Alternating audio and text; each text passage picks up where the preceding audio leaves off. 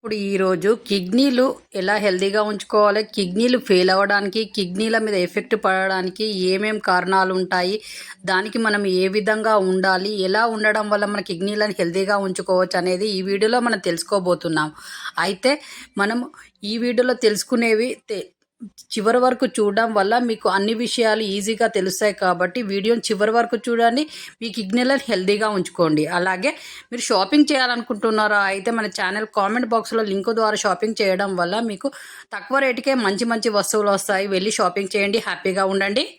అయితే కిడ్నీలు హెల్తీగా ఉండాలి అని అంటే మనము ఎక్కువ శాతం చాలామంది పెయిన్ కిల్లర్స్ బాగా వాడుతూ ఉంటారు, నొప్పులు తగ్గడానికి మందులు వాడుతూ ఉంటారు. అవి వాడిన వాళ్ళలో కిడ్నీలు ఫెయిల్ అయ్యే అవకాశం చాలా వరకు ఉంటుంది. కాబట్టి దాదాపుగా మనము సహజంగా మన నొప్పులను తగ్గించుకోవడానికి ట్రై చేయాలి.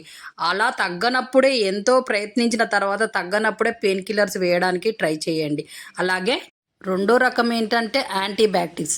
ఇవి వాడడం వల్ల మనకి కిడ్నీ మీద చాలా ఎఫెక్ట్ పడుతూ ఉంటుంది. కిడ్నీలు ఫెయిల్ అవ్వడానికి చాలామందికి యాంటీబయాటిక్స్ వాడడం వల్ల చాలామంది కిడ్నీలు ఫెయిల్ అవుతూ ఉంటాయి. కాబట్టి ఇది వాడకుండా ఉండడానికి ట్రై చేయాలి. మనం హెల్తీగా ఉండడం కోసం హెల్తీ ఫుడ్ తినుకుంటూ ఉండాలి.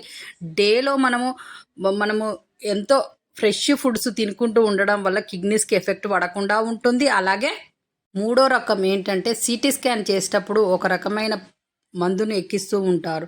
ఆ మందు వల్ల చాలా ఎఫెక్ట్ పడుతుంది కిడ్నీస్ మీద.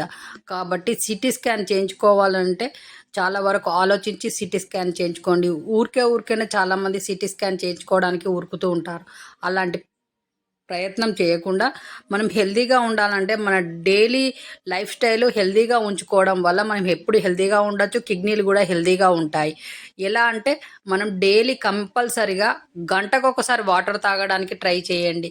డేలో ఎక్కువ వాటర్ తాగడానికి ట్రై చేయండి.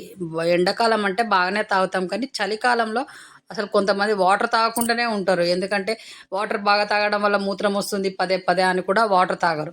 కాబట్టి వాటర్ కంపల్సరీ తాగాలి. వాటర్ బాగా తాగితే అసలుకి ఏ డాక్టర్తో పని లేకుండా మన కిడ్నీలు హెల్తీగా ఉంటాయి. అలాగే మూత్రం అనేది ఆగబట్టుకోకూడదు. మూత్రం వచ్చినా కూడా చాలామంది పోకుండా గంటన్నర అట్లా 2 గంటలు ఆగబడుతూనే ఉంటారు. వర్క్ చేసేటప్పుడు అసలు మూత్రం పోకుండా ఇంటికి వచ్చిన తర్వాత మూత్రం పోతామని కూడా మూత్రానికి పోరు కొంతమంది పని చేసే కాడ. కాబట్టి అలాంటి ప్రయత్నం చేయకండి. మూత్రం వచ్చినప్పుడు మూత్రానికి వెళ్ళండి. అలాగే కొంచెం యోగా, కొంచెం మెడిటేషను, కొంచెము వాకింగ్ లాంటివి ఎక్కువ శాతం యోగా చేయడం వల్ల మన ఛానల్లో కిడ్నీస్ని ఎలా హెల్తీగా ఉంచుకోవాలనేటి యోగ ముద్రలు ఉన్నాయి. అవి వెళ్ళి చూడండి. మీరు ట్రై చేయడం వల్ల మీ కిడ్నీస్ హెల్తీగా ఉంటాయి. ఇలా డేలో మనము హెల్తీగా ఉంచుకోవడం చేసే ప్రతి ప్రయత్నము మనం హెల్తీగానే ఉంటాం. మన ఛానల్లో వచ్చేటివి అలాంటి వీడియోస్ వస్తూ ఉంటాయి, మనని హెల్తీగా ఉంచే వీడియోలే. కాబట్టి ఈ వీడియోలు ఫాలో కండి. ఈ ఛానల్ ఫాలో కావడం వల్ల మీరు పూర్తి మీ కుటుంబం మొత్తం ఆరోగ్యంగా ఉంటుంది. కాబట్టి ఈ ఛానల్ ఫాలో అవ్వడం వల్ల మీకు ఏ వ్యాధి రాకుండా ఉంటుంది. ఇది మేము ఇచ్చే గ్యారంటీ.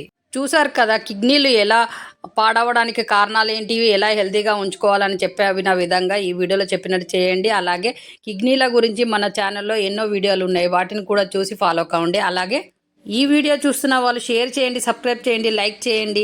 ఎంతోమందికి హెల్ప్ చేసిన వాళ్ళు అవుతాము. ఎదుటి వాళ్ళు కూడా ఆరోగ్యంగా ఉండడం వల్ల మనకు కూడా మంచి జరుగుతుంది, మనం కూడా హెల్తీగా ఉంటాము. అలాగే మీ చేతిలోనే మీ ఆరోగ్యం ఉంది. నా సబ్స్క్రైబర్లు పూర్తి ఆరోగ్యవంతులు.